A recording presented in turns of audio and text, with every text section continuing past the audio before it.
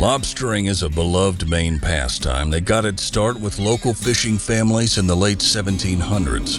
75% of Maine's commercial fishery value lies in lobster, with lobster fishers hauling in hundreds of millions of dollars each year. So I see this is the Lulu. You must be Dallas. Yes, sir, I am. How you doing? Good, how are you? Not bad. Permission to hop aboard? Sure, come aboard. Cool. So you basically take people on kind of like a real life exploration of what it's like to be a lobsterman here. Exactly, yeah, it's 2 hours dock to dock. We do go two miles offshore, go to a lighthouse, we check out seals, some nature.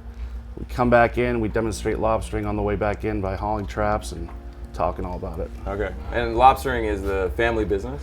It is. My grandfather did it, my father did it, and now I'm a lobsterman. Born and raised right here, Bar Harbor, Maine. I grew up fishing since I was about that high. What is life like here as a lobsterman? You have to want to do it, and you get out of it what you put into it. It's pretty dangerous. It's not like you're down south where if you fall in, you can hang out in the water for a while. I mean, even though it's 60 degrees, that doesn't give you much time for hypothermia.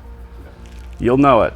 If you jump in that water, you'll be flailing around, we'd be pulling you out with you screaming. Yeah. It's pretty cold. Yeah.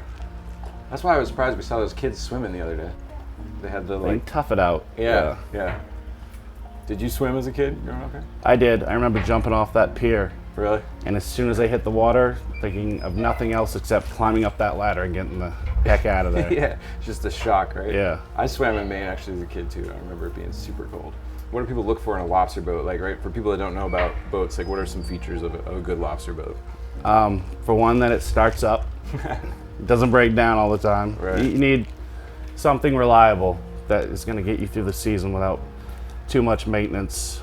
Because you miss one day of fishing, that sets you behind. Yep. You know, you're counting on this time. You basically have between June and November to make it happen. Yeah. So you want something reliable, something seaworthy, comfortable. I mean, you can have all the bells and whistles, but it comes down to that engine needs to run and that hauler needs to turn. Yeah. Lift the traps up. Yeah. So. And I mean, obviously they're all pretty much inboard boats, of course. Yep. For example, this one has a 500 horse Cummins engine in it, single screw propeller. Are lobster boats pretty much all single screw or Yeah. twin? Yeah. Yep. Okay. They're all single screw. Does that make them kind of hard to handle and dock and? No, you get comfortable with it, experience, and you learn how to navigate in through everything and how the boat responds. You know, every boat's different. Yep. Some wheels, propellers turn to the right, some turn to the left, so there's different characteristics. You just get used to it. Can you tell me about the boat we're on, the Lulu? Yeah, it's a 42-foot boat. Very solid boat, very rugged. If you were to take all these seats and everything in this house off, you would have a awesome lobster boat. Yeah. It's a 42-foot boat, and a lot of those boats out in the harbor are the same size. Okay. This time of year, while it's calm out, you have your reliable boat, you better be working to make those days count. Right. People with the bigger boats like this will get a federal permit and go way offshore and fish through the winter. Okay. But most guys around here will pick up their traps come November, put them on the bank, do maintenance all winter until next year. So they got to make all their money during the Yeah, season. it's a tight window. Yeah. That's why reliability, wake up and go. Yeah. As much as you can, as hard as you can. In the fall, you'll start seeing more like 20, 30 knot wind. There's a lot of current, different places. 12-foot tides. 12-foot tides. Yep. So you have to account for that when you set out your line with your buoy on it. Yeah. Because if you're just going straight up and down, that current's gonna haul your buoy down underwater. Right, and then So you people put hit more- it and So you put more scope on it and double buoys up to take the strain off of the pickup buoy. Okay. And when you go to set the trap, you push the trap over and all that line runs off the stern. All that rope spools up at your feet. Yeah. Well, there's a lot of stuff going on, a lot of situational awareness. If you're not paying attention and you step in one of those loops, it'll wrap around your boot and haul you right to the stern. Right. So you either put a knife in the stern somewhere that you might be able to catch, or carry something like that so you can cut yourself free of the rope. Yep. Or both. Or both. Yeah. Yeah. Maine lobsters are fished with baited traps or pots that are lowered from the boat and set into place with a trap line attached to a floating buoy that marks the location, each one painted a specific color registered to that lobster fisher. The traps soak in the water for 2 to 3 days and are then pulled back up using a gaff hook to snag the buoy and attach the line to a hydraulic trap hauler that reels up the catch from the ocean floor. In order to be legal to keep, a lobster must measure over 3 1/4 inches from the eyes to the beginning of the tail and less than 5 inches long, or they must be thrown back in order to protect and conserve the fishery. Lobsters of legal size generally weigh between 1 pound to 4 pounds, with most coming in around 1 1/4 pounds. You were telling me about this buoy. Can I grab this buoy? Sure. So, what's special about this? What's special about it is the time and effort that went into it. Yeah. This was my grandfather's buoy. It fished these waters about 50, 60 years ago.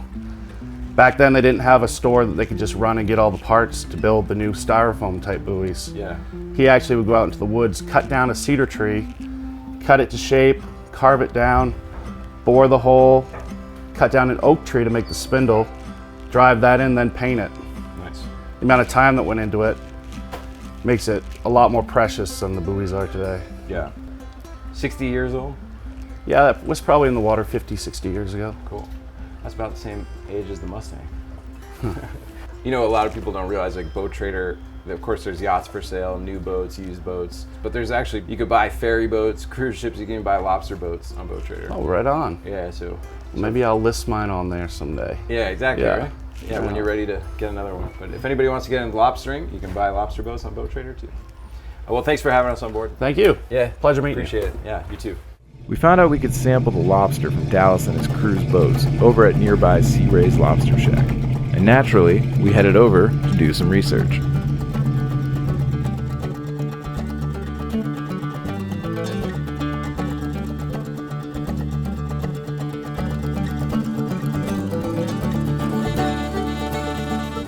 Little culinary time out here.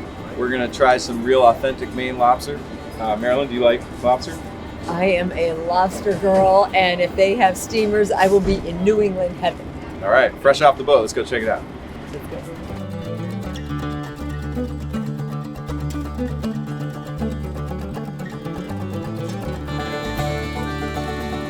I'm ready.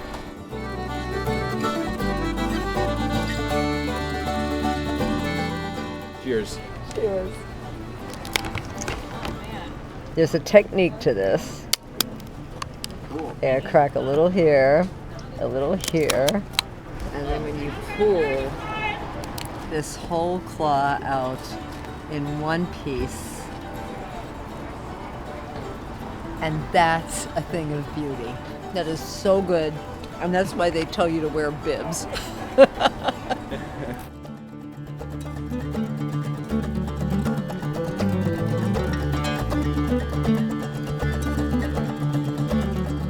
Another Maine staple, blueberry soda. Maine blueberries are no joke. Gonna try it. Well, I went for the Portland Pale Ale. I figured we'll keep it in the state. And cheers. Cheers.